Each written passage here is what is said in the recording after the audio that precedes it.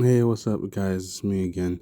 So, I made a homemade Halo 2, or no, Halo Wars 2 strategy guide. Now, this is strictly for the Banish. One day, if I main the UNSC, then I'll make a video about, strategy guide for the UNSC. But this is how I play Halo Wars 2.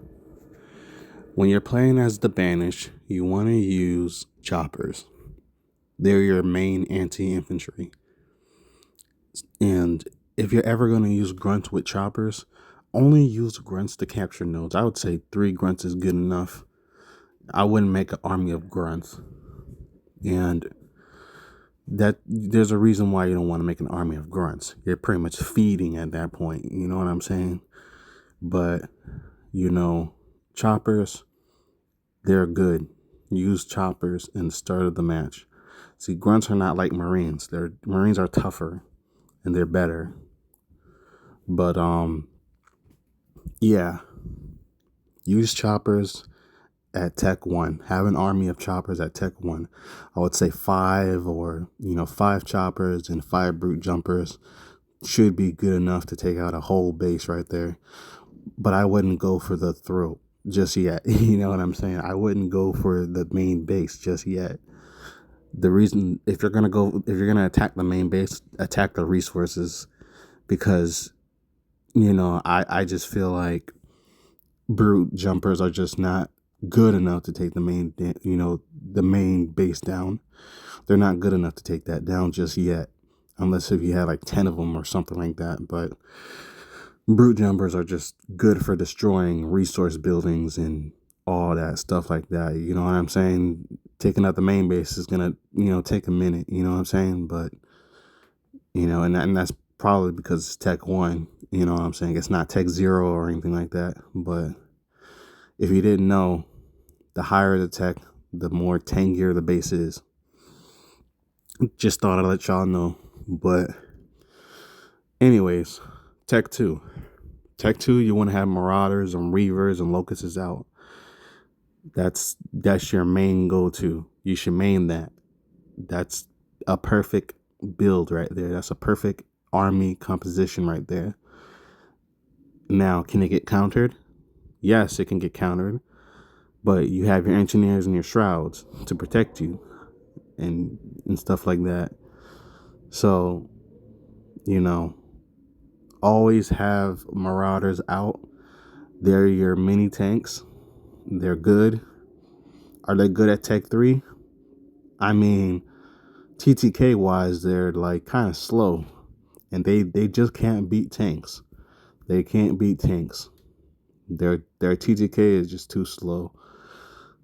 So I would rely on Wraiths if you're at Tech 3, but we're not talking about Tech 3 just yet.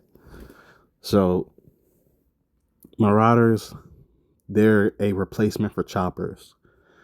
They're good against infantry. You want to have your weavers and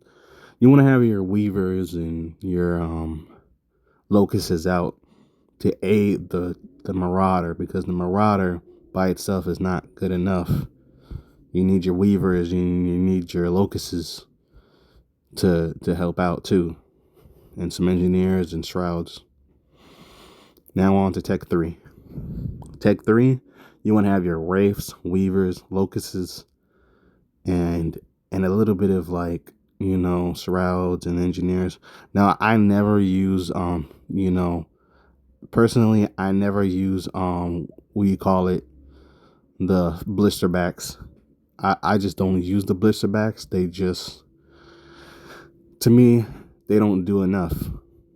They're not like the UNSC counterpart where it's like, they do a lot of, it's not like the UNSC counterpart where, you place your siege down and it does a lot of damage and all this other stuff. What the blitzback is good for is just taking out, groups of infantry and a little bit of vehicles as well. That's where they excel at, but they're not really perfect when it comes to taking out bases or anything like that. You need like 5 blister backs if you want to take out a base or anything like that. I mean, they're good at taking the base down, but they're not good enough, if that makes any sense. You need more than just blister backs. You know what I'm saying? But that's a whole nother video for blister backs. If I ever main blister backs, I'll make a video about that. But here's what I'm trying to like show you guys. This is my mini strategy guide for Banish. It's not official, but it's something to cling on, because not a lot of YouTubers make these videos. They don't make strategy guides. They don't talk about these things. They don't go in depth. They don't go in depth of what the unit does. You know what I'm saying? They just tell you to have a lot of resources, and that's it. And scouting can only do so much. You can scout the person, right? You can scout the person and still lose. So what's missing from the scouting is unit composition. This is the unit composition people need as a banish. But this is all I gotta say for now. If I main the UNSC, I'll make a UNSC video. I'll make a strategy guide for the UNSC. I play too much Halo Wars 2, man. I play it every single day. I live off of Halo Wars 2, man. So if you want to ask me anything, I'll answer it. Sometimes when you're playing, Halo Wars 2 and you want to try out these strategies and they don't work, it's because, first of all, it's 3v3. It's 3v3. If one person's getting dominated, two people can literally just back them up, send them resources, get them back up the game. It's more forgiving in 3v3s, but in 1v1s, this is an unbeatable strategy. You know what I'm saying? The game is not so forgiving when it comes to 1v1s. Like, if you screw up, that's it. You lost. But if you follow these guides, right? If you follow this guide right here, you're surely going to win. This is actually, this is an unbeatable, strategy right here, because if they were to siege your army, you got the shrouds. You got the shrouds right there. The shrouds will protect you. If they try to counter your units with hunters, you have the tanks. Now, hunters are still infantry. They're still weak against vehicles. So a good amount of vehicles will take out a hunter. Now the chopper, choppers, they're not going to survive against hunters. But marauders, I would say they would survive a little bit more because they're a little tankier than your choppers. But wraiths, they're really good. They're really, really good against taking out, hunters and stuff like that. Their splash damage is just too much. And the description says that, the wraiths, they do heavy damage versus, a hunter with heavy armor. So that's like a match right there.